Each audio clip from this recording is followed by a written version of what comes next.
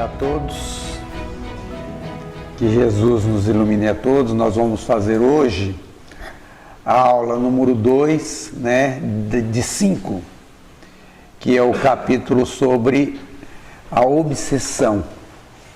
O Jefferson fez a semana passada e a sua aula encerrou quando eles estavam falando a respeito, do processo de obsessão, que quando chega, às vezes, uma pessoa no centro, num processo de obsessivo, às vezes as criaturas do centro espírita, pelo tipo de tratamento, pelas pessoas que vêm fazer tratamento no centro, que estão às vezes em estado de perturbação, existe uma melhora. Lógico, a pessoa começa o tratamento do passe, o tratamento de orientação, de leitura, as pessoas melhoram. E isso acaba ocorrendo assim um otimismo exagerado, E que muitas vezes, às vezes as pessoas das casas espíritas fazem promessa de cura, Existe um otimismo assim exacerbado por parte de nós espíritas. E Alexandre então explica para André Luiz que é realmente exagerado, E que ele também não concordava com isso, mas que essa visão que nós temos assim de quando uma pessoa chega perturbada no centro espírita com um processo obsessivo, a primeira impressão que a gente tem assim é olhar para a pessoa que está sendo perturbada por um espírito, a gente fala, coitadinha, Ela é um coitado, tem um espírito mau, que está acompanhando a vida dela, está perturbando a sua vida, ela não consegue ser feliz por causa desse espírito ruim que está junto com ela. E Alexandre diz que não é bem assim. Nós temos uma visão muito afunilada em relação ao processo obsessivo. A gente não consegue enxergar o histórico daquele processo de perturbação espiritual, de obsessão que a pessoa está passando. Que tanto o obsediado como o obsessor são duas almas que estão ligadas em perturbação, que são típicas tanto de uma como a outra. E que eles vêm viajando ao longo do tempo durante, às vezes, muitos séculos, Perturbando, perseguindo o outro quando está encarnado, desencarna, vão para o mundo espiritual, uma briga do outro mundo espiritual, ficam durante muito tempo brigando no mundo espiritual, o outro reencarna, o outro vem do processo obsessivo, e que a gente, por exemplo, para poder chegar e definir quem é a vítima e quem é o algoz, é muito difícil ao longo do tempo. Isso às vezes perde ao longo do tempo, isso daí. A gente não consegue saber quem é que tem razão. Razão ninguém tem, Porque quando briga, na realidade, quando existe um ódio nessa intensidade, não existe pessoas que estejam certas, Na realidade, é uma situação em que a nossa visão, como nós vemos só a presente existência, a gente não consegue ter essa visão geral do processo de perturbação. Mas ele diz que em todos os casos de obsessão, o obsediado, ele precisa aderir ao tratamento. Ele precisa saber que somente ele pode se ajudar, modificando o seu comportamento, modificando o seu entendimento, para que a espiritualidade possa auxiliar, para que ele possa melhorar de maneira rápida, para que ele possa receber a ajuda eficiente dentro do processo obsessivo. Não receber a ajuda eficiente, mas realmente receber em si, ele conseguir aproveitar os recursos que a espiritualidade maior dá para ele. Porque se não for assim, como disse Alexandre, nem se o pai, a mãe, o avô e o irmão e as pessoas que mais amam ele estejam no mundo espiritual superior e venha solicitar ajuda em prol do obsediado e pedir para que possa ajudar, para que possa amparar, o plano espiritual superior não consegue fazer nada de imediato. São apenas aqueles paliativos justamente para que possa, ao longo, os espíritos foram amadurecendo ao longo do tempo. André Luiz disse que entendeu a explicação de Alexandre, mas ele disse assim que talvez o Alexandre, percebendo, né, que ele tinha necessidade de maior esclarecimento, ou seja, para não deixar dúvida nenhuma quanto à sua dúvida que ele tinha, para saber se aquela jovem que o Alexandre disse que iria melhorar mais rapidamente, se ela era uma privilegiada, se ela ia receber tratamento especial. Alexandre continua explicando a ele que aquela jovem a que ele se referiu, né, o que estava acontecendo com ela. Ela estava procurando a restauração das suas forças psíquicas por si mesma, ou seja, ela estava procurando se educar os seus pensamentos, tirar aqueles pensamentos de dúvida, tirar aqueles pensamentos de medo, tirar aqueles pensamentos ruins que ela tinha, mutando por outro. E isso daí tinha sido uma luta que ela estava fazendo incessantemente, porque os espíritos obsessores, né, que malignos, ainda estavam insistindo para que ela permanecesse nesse estado. No entanto, ela estava mobilizando, ela estava movimentando dentro dela todos os recursos que ela tinha disponível dentro dela para que ela pudesse sair desse processo. Ela estava utilizando a prece, né? A prece, a meditação, e todos nós sabemos que a prece é o recurso mais importante que todos nós temos na vida, tanto no plano físico como no plano espiritual. Justamente por quê? Porque a prece, ela faz com que nós viajemos para o nosso mundo interior. Busquemos os nossos instintos, os nossos sentimentos, as nossas emoções e elevemos ela a um padrão de magnetismo superior. E nesse padrão elevado, nós conseguimos ficar aptos, né, receptivos para receber as sugestões, os conselhos dos espíritos superiores. O auxílio e o recurso da providência divina, a fim de que nós nos capacitemos a perdoar, a tolerar, a renunciar, né, a esperançar e a entender o processo, né, entender essa dinâmica de como funcionam essas influenciações.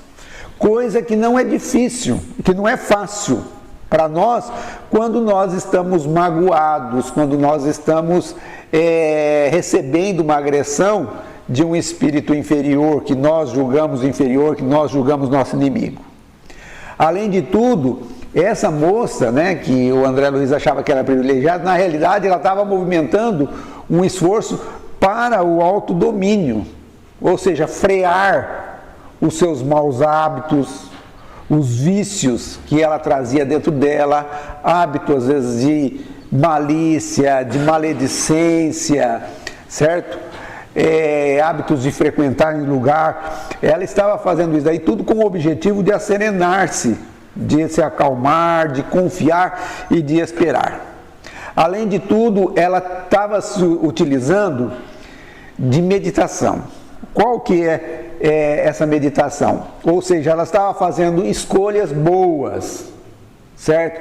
Em termos de boas leituras, de boas músicas, de bons programas, de escolhas de boas pessoas para conversar, leituras de boas mensagens, porque na realidade o ato de meditar é um hábito que a gente adquire quando nós selecionamos alguns assuntos para raciocinar sobre eles.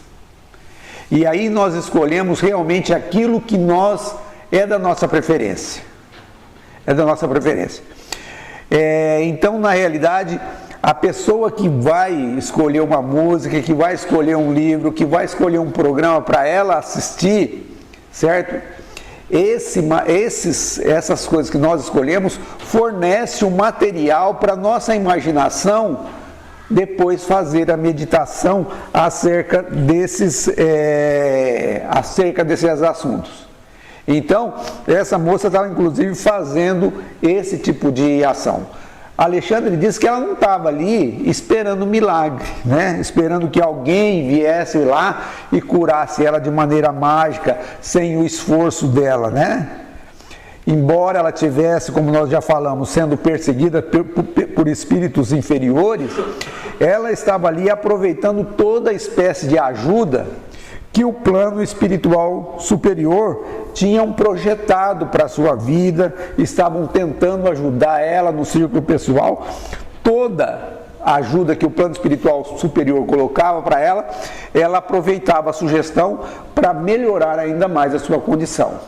Isso fazia com que ela se tornasse aquele espírito que nem nós vimos numa lição anterior, né? Onde o Alexandre fala a respeito da alimentação espiritual, que nós nos alimentamos espiritualmente de formas mentais e que para fazer isso precisa ter o equilíbrio, o domínio íntimo, né?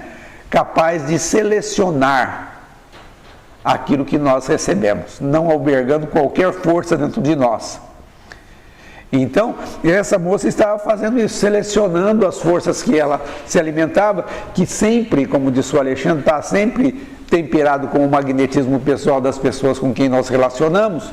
Então, ela estava selecionando. E aí o Alexandre disse para ela, disse para o André Luiz, que essa era a diferença, certo?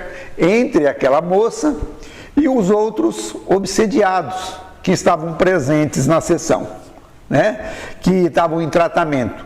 Ela estava empregando as próprias energias e assim mesmo através de uma flutuação, né, no seu magnetismo, ela estava entrando em contato com as correntes auxiliadoras dos espíritos superiores cada vez mais, e isso trazia para ele a certeza de que ela ia se fortalecer e ela ia realmente melhorar mais rapidamente ou quase que imediatamente aquele tratamento. Enquanto aos outros espíritos, ao que tudo, né, parecia crer ao benfeitor espiritual Alexandre, eles estavam impassíveis, né? Eles abandonaram-se voluntariamente a luta edificante, né?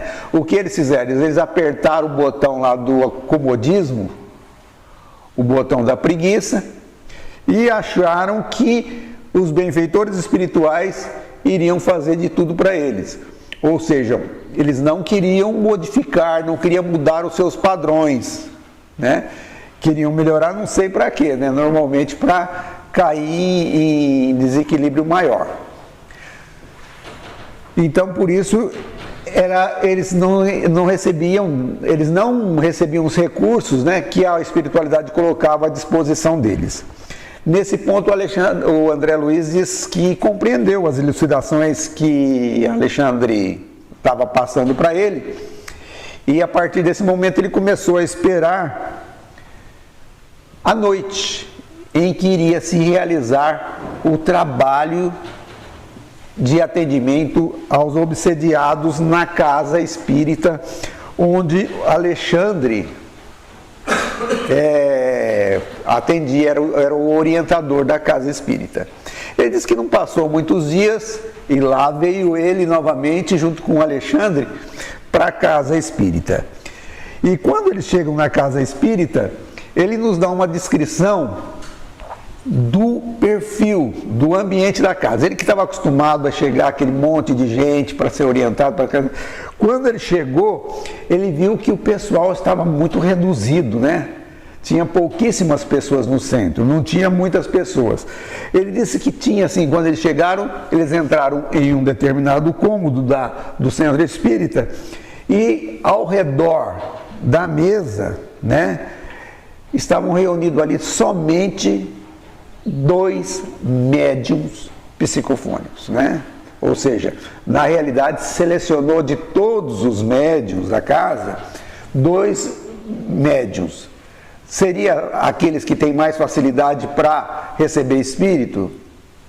Não, né? Seriam aqueles que têm mais equilíbrio íntimo, tanto na parte material que lhe cabe, certo? Na alimentação, para o dia, a preparação para o dia do corpo físico, como a preparação espiritual, de equilíbrio, de realmente se manter equilibrado durante o dia do trabalho. Além dessas duas pessoas, né, tinham mais, segundo ele fala, mais 6 irmãos, né, experimentados no trato com o mundo espiritual. 2 passistas, provavelmente, e 2 pessoas que iriam provavelmente tomar conta dos obsediados que estavam ali, que eram em número de 5. Provavelmente essa pessoa que iria tomar conta dos obsediados seria uma pessoa que ia alternar junto com o grupo de magnetizadores de passistas para o tratamento. Ele iria ficar oscilando dependendo de como tivesse o ambiente. Seria esse o grupo. Na realidade são 6 pessoas, 2 médicos e 4 auxiliadores que iriam ajudar. O grupo de enfermos, os obsediados, estavam ali presentes. Segundo André Luiz, disse que eram apenas 5 obsediados.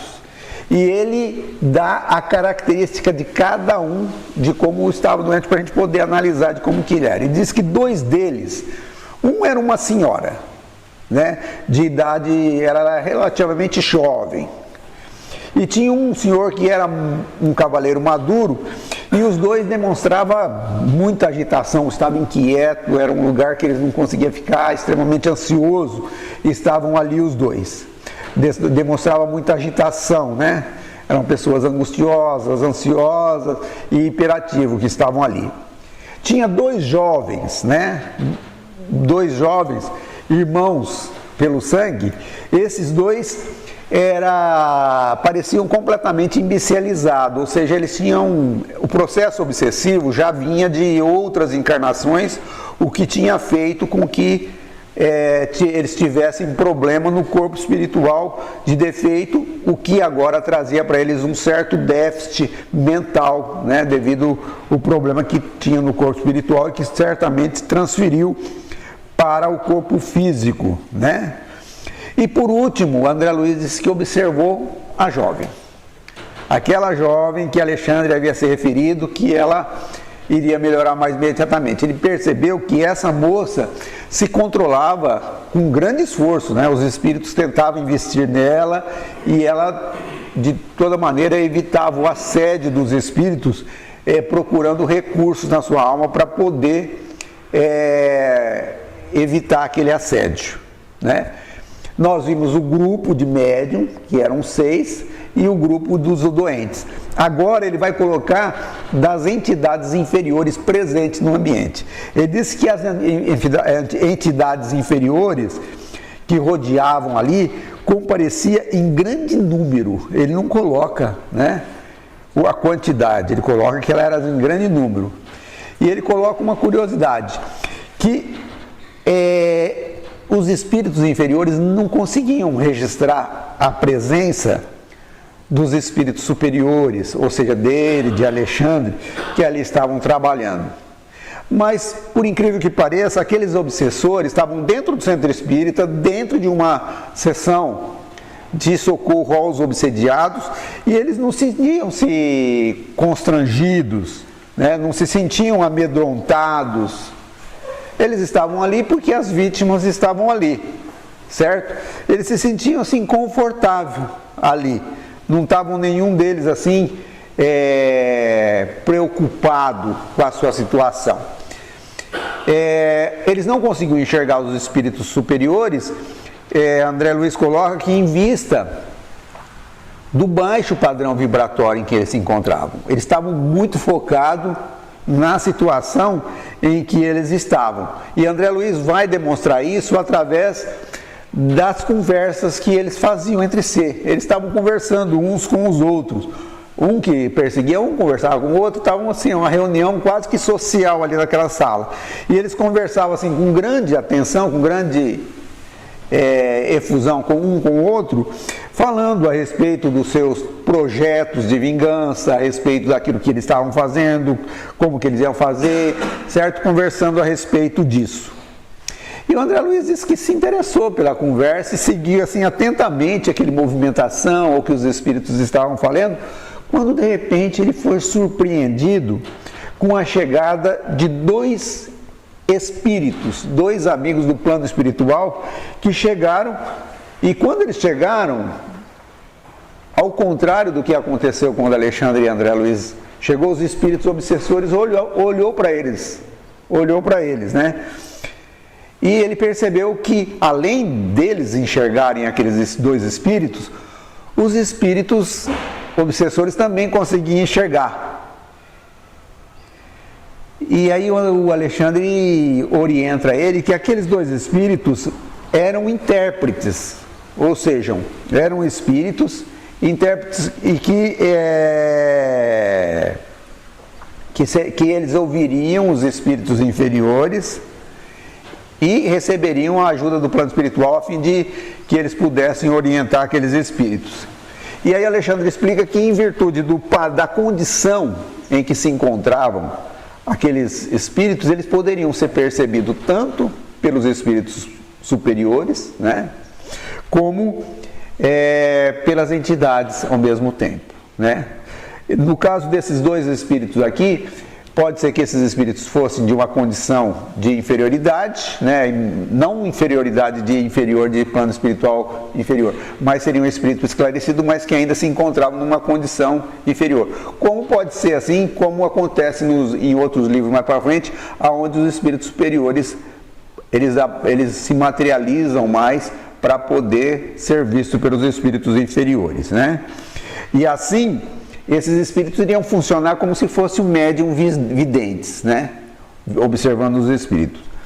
E aí o André Luiz nos diz que esses espíritos eram muito serenos, né? Sorridentes para o plano espiritual superior, mas não vieram conversar com os espíritos superiores, ficaram assim na deles, ali justamente esperando a ajuda, esperando assim alguma coisa que iria começar a reunião.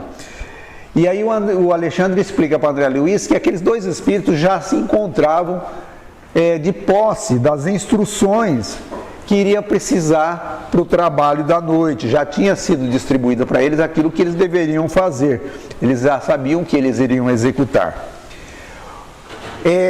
A presença desses dois espíritos, né, que estavam ali provocou agora constrangimento naquele grupo de espíritos inferiores ali, que estavam em condições espirituais dolorosas de perturbação, porque eles procuraram corrigir a linguagem, né? Aquela conversa sobre o plano, sobre o que eles queriam fazer, modificou, né? Ou seja, a presença deles trouxe uma certa corrigenda por parte desses espíritos, o que mostrou para André Luiz que ele já se conhecia, né? Os espíritos obsessores já conseguia aqueles dois. André Luiz colocou assim: verifiquei pela modificação à vida que ambos eram conhecidos de todas elas, né? E aí o que aconteceu? Os espíritos obsessores modificaram e começaram a cochichar um com o outro, né? De maneira orgulhosa e irônica. Um espírito virou para o outro e disse assim: estão chegando os pregadores. Oxalá não venha com maiores exigências. E o outro, então, de maneira debochada, cochichou no ouvido do outro: não sei o que desejam esses ministros. Afinal, né, conselhos e água se dão a quem se pede, a quem tem sede, né? E aí o outro ainda continuou falando assim: parece que convidaram os da mesa para nos cansar até o esquecimento dos nossos propósitos de fazer justiça pelas próprias mãos. E o outro então disse assim: palavras ao vento, né? Brincando um com o outro. E aí o André Luiz disse que a essa altura dos acontecimentos, aqueles dois espíritos entraram em palestra com as entidades da sombra. A gente viu lá na lição anterior, no caso do Marinho, que André Luiz perguntou a André Luiz se não era possível fazer a doutrinação sem o auxílio de médiuns, não era verdade? e que Alexandre disse que poderia fazer. E aqui nós vamos ver isso daí na prática, né? A doutrinação, os espíritos fazendo dele. Um desses espíritos, né, dirigiu-se a uma senhora desencarnada que estava lá junto com essas pessoas em triste condição, que se ligava a um daqueles jovens, aqueles moço que estava imbecilizado ali, aqueles dois jovens, que estava com um problema de idiotia, com déficit mental, e ele então falou bondoso para aquela senhora que estava perseguindo um daqueles rapazes. Com que então, minha irmã, parece melhorada, mais forte? Que bom, ainda bem. E aí a mulher explodiu em crise de choro, né? Eu dei aquele piti na mulher e a mulher começou a chorar. O espírito, ele não foi para consolar ela, não, né? Não teve qualquer atitude inquieta, mas ele se preparou para fazer o trabalho de socorro àqueles espíritos. Como a gente sabe, o Alexandre já falou anteriormente, na realidade o objetivo ali era só auxiliar, fornecer material para que aquele espírito pudesse refletir ao longo do tempo, para que pudesse dar material ao raciocínio para ela, para que ao longo do tempo ela pudesse ir refletindo. Seria um remédio a longo prazo, né? Então o espírito diz assim: acalme-se, a vingança agrava o crime cometido. Para restabelecer a felicidade perdida, minha irmã, é necessário esquecer todo o mal. Enquanto você abrigar pensamentos de ódio, não poderá atingir as melhoras que deseja. A cólera perseverante constitui estado permanente de destruição. Não conseguirá articular os elementos de paz íntimas até que perdoe de coração. E aí a senhora olhou para ele e disse assim: é quase impossível, né? Respondeu ela: este homem afrontou meu ideal de mulher. Né? Agora nós vamos ver o coitadinho, né? O rapaz que estava sendo obsediado lá, nós vamos ver o que ele fez, né? E ela então diz para ele: olha, ele lançou-me à corrupção, escarneceu da minha sorte, transformou-me o destino em corrente de males. Não será justo que pague agora? Né? Então a gente vê que, na realidade, aquele rapaz, em uma época que ele estava numa situação de poder, né? Numa posição, a posição que ele não se encontrava, ou poder ou beleza, ele mentiu, ele enganou aquela mulher, né? Fingiu de alguma maneira algum processo e realizou alguns problemas. Quando aconteceu, quando a bomba estourou, que ela precisou da ajuda dele, ele brincou com ela, debochou, negou a ajuda, né? Isso fez com que ela caísse dentro do plano físico em desgraça, né? E se entrasse em grande situação. Isso fez com que ela se sentisse em abandono e em miséria, e ela agora estava perseguindo ele. Essa era a visão que ela tinha naquele momento. E ela então continua ainda falando para ele: olha, não apregou que o Pai é justo? Eu não vejo o Pai aqui para fazer justiça. Por isso é preciso fazer justiça usando as próprias forças. E aí ela queria ver a reação do espírito que estava conversando com ela, aqueles que o Alexandre disse que era intérprete. Então o doutrinador desencarnado, ele olhava para ela, mas olhava compadecido da forma como ela estava. E aí ela vira para o espírito assim de uma maneira, né, para confrontar ele, e diz assim: e se fosse o senhor a mulher? Ponha-se no meu caso, pense como procederia. Prontificar-se-ia em desculpar os malvados que lhe atiraram lama no coração? Cerraria as portas das memórias a ponto de anestesiar os mais belos sentimentos do caráter? Não acredito. O senhor reagiria como estou reagindo. Há condições para perdoar. E as condições que eu imponho na qualidade de vítima são a de que o meu verdugo experimente também o sarcasmo da sorte. Ele infelicitou-me e voltou ao mundo. Preparou-se no mundo espiritual para uma vida relegada de considerações sociais. Titulou-se para conquistar a estima alheia. E o que me deve? Também eu, no outro tempo, não era digna de respeito geral? Não me candidatar a uma existência laboriosa, honesta, com o firme propósito de servir a Deus? André Luiz que disse que nesse ponto ele acompanhava aquela discussão com forte interesse, né? Ele estava ali admirado do individualismo que caracteriza as criaturas na Terra e que a gente leva isso depois da morte, né, no plano físico, né? Ou seja, esse orgulho, esse egoísmo que faz com que a gente observe somente nós, né? Usando assim todos os recursos que nós temos dentro de nós para nos defender, né?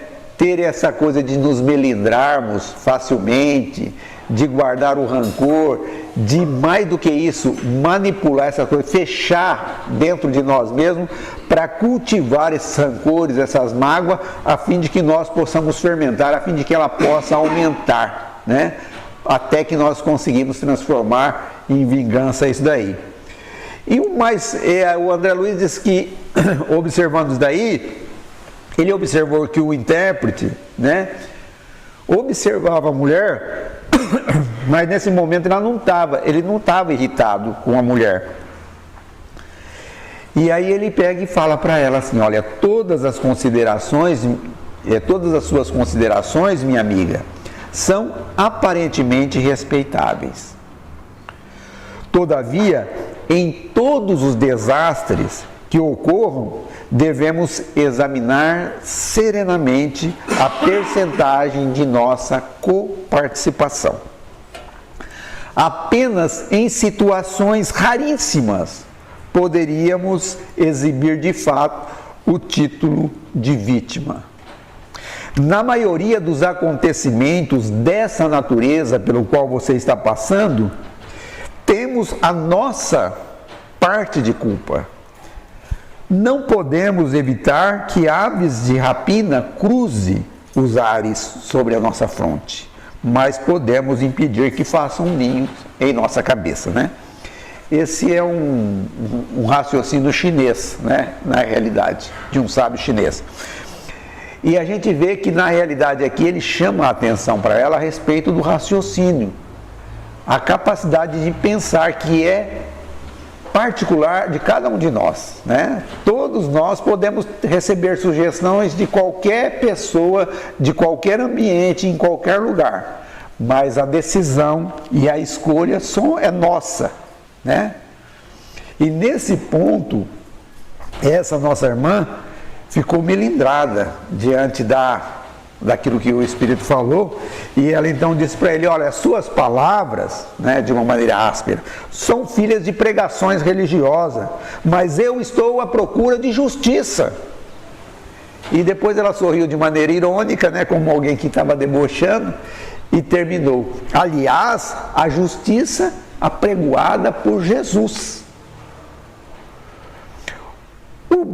O espírito, né, o missionário ali que estava em trabalho de doutrinação com ela, não se exaltou com o sarcasmo, com os gestos que ela estava falando, acompanhou a observação ingrata que ela fez em relação ao Cristo e disse-lhe bondoso: justiça, minha irmã, quantos crimes se praticam no mundo em seu nome? Quantos homens e mulheres, em procurando fazer justiça sobre si mesmo, nada mais fazem que incentivar a tirania do eu, né? Ou seja, sempre que a gente procura fazer justiça, a gente procura de maneira egoística, né?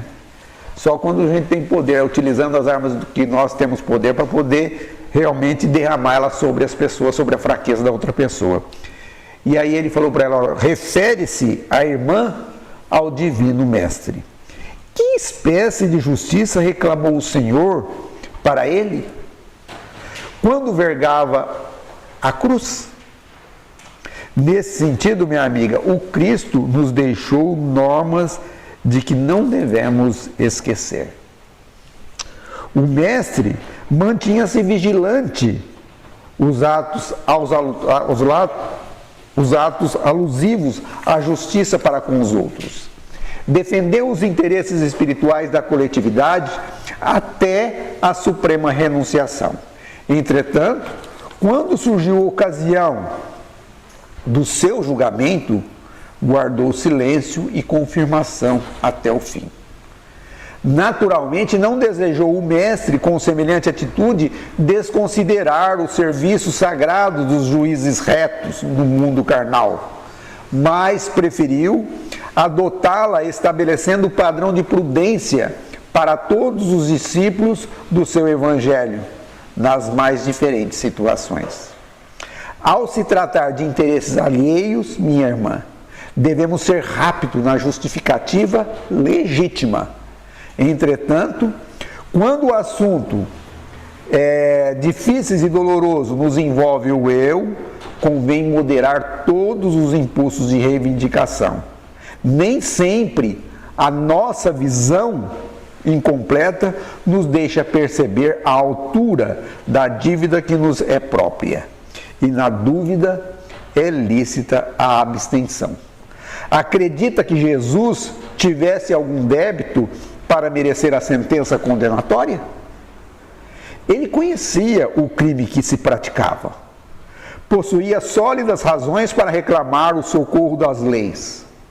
No entanto, preferiu silenciar e passar, esperando-nos no campo da compreensão legítima. É que o mestre, acima do olho por olho das antigas disposições da lei, ensinou: amai-vos uns aos outros, praticando esse amor invariavelmente. Confirmou a legalidade da justiça, mas proclamou a divindade do amor. Demonstrou que será sempre heroísmo o ato de defender os que merecem,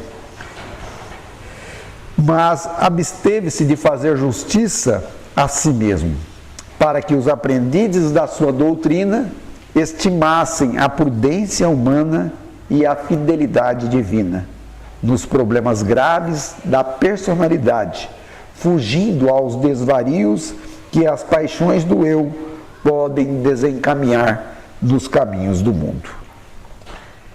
Essa consideração que ele fez com que o espírito, calasse diante da argumentação.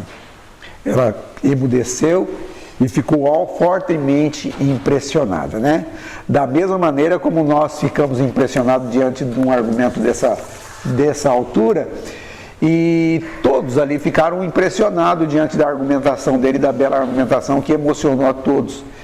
E nós vamos parar o estudo nesse ponto, para que a gente possa, porque daqui para frente o intérprete vai continuar o diálogo com as outras entidades. E nós vamos prosseguir, como eles são muito ricos de argumento e de apontamentos extremamente importantes para a gente tomar conta da nossa personalidade, do nosso individualismo, nós deixamos as outras conversações, as outras doutrinações para no próximo estudo. Que Jesus nos ilumine a todos.